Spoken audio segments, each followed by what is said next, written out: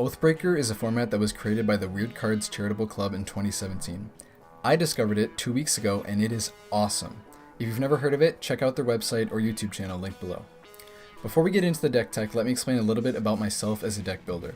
I've been playing Magic for 6 years now, primarily Elder Dragon Highlander for the last 4. Commander is the ideal format for me because of the way the decks are constructed as well as how it's played. Casually, I enjoy Magic most at a table with my close friends piloting a deck comprised of cards that I chose for power, flavor, style, hilarity, or otherwise. Some of my decks are engineered to make as few concessions as possible for the sake of winning the game, while others are geared to make the table have fun and laugh. Most, however, fall somewhere in the middle. The last thing to note is that I generally operate on a lower budget than other popular online deck builders, but still have a good show of powerful cards that my collection has amassed over 6 years, so the average card value in my deck varies greatly, which I believe makes for all the more unique and fun play. Enough talk, let's get into it. Our Oathbreaker is Tibalt the Fiend-Blooded. He reads, red for a legendary planeswalker that enters the battlefield with 2 loyalty. +1, draw a card, then discard a card at random.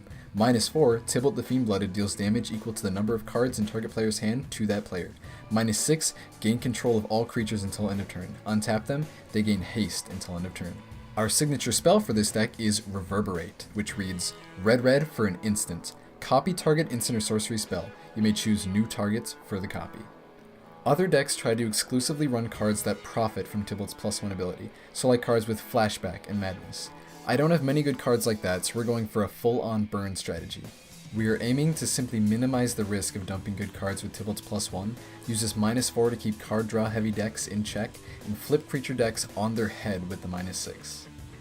I chose Reverberate as a signature spell because it fits perfectly with this format.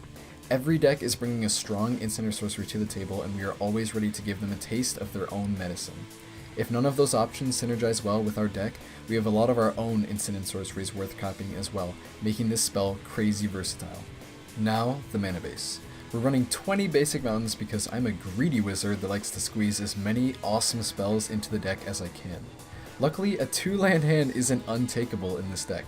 So long as Tibalt hits the field on turn 2, the odds that we get a land with this +1 are good enough for me. Once we have 3 land, we can cast most of our mana rocks, so let's move on to those now.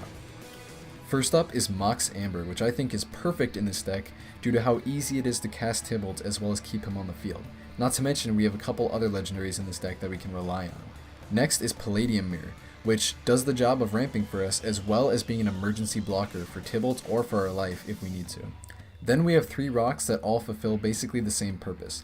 Mind Stone, Commander Sphere, and Hedron Archive all give us extra mana while having the option to cash them out for some card draw when we really need it.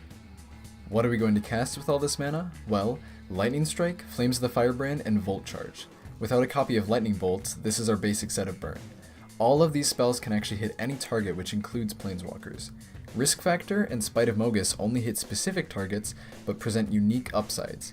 Each plays well with Tibalt's +1, making Spite a super efficient creature removal spell, and Risk repeatable card draw or player damage. Finally, our X-cost spells, Rolling Thunder, Crater's Claws, and Haya's Immolating Inferno. These spells are great for cleaning up the board and taking players out of the game. Haya's Immolating Inferno is no doubt one of the most powerful spells in the deck, as it's 3 times more potent than Rolling Thunder or Crater's Claws. Those are some sweet targets for our Reverberate, but if that's getting a little bit too taxing, we also have Double Cast and Increasing Vengeance. Increasing Vengeance is especially awesome because if we were to accidentally pitch it to Tibalt, we can always flash it back and get 2 copies of that spell. Additionally, to make sure that those spells hit their mark, we have Overmaster to prevent us from getting countered, and Shreds of Sanity just in case Tibalt gets to those spells before we do. By now, we're running a bit low on cards again. Luckily, we have Tormenting Voice, Faithless Looting, and Outpost Siege. Faithless Looting is especially good because we get to draw first and discard later, not to mention it's another card with flashback. Outpost Siege is a great way to churn out card advantage over the course of a game using the cons option of the card. Then, our last 2 miscellaneous includes are Molten Birth and Active Treason. Now, onto the creatures. In the 2-drop section, we have Blood Knight and Young Pyromancer. Let's start off the 3 drops with a couple of classics, Guttersnipe and Ball Lightning. Ball Lightning has been a favorite pick of mine so far because of how often it can take a planeswalker off the board. Next is Squee the Immortal, Captain Lannery Storm, and Varchild, Betrayer of Keldor. Squee is great because he's a chump blocker that we can cast no matter where he goes. Lannery is hasty and gives us a treasure each time she attacks, perfect for stockpiling until we're ready to cast one of our big spells. And Varchild is here because she's a badass.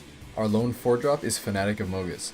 Although we won't always have a massive amount of red devotion on the field, the fact that this hits each opponent makes the damage really add up. For 5, we have Mindclaw Shaman and Glorybringer. Mindclaw Shaman is included in most of my red decks for his unique effect, while Glorybringer is an all-around powerhouse and our only creature in the air.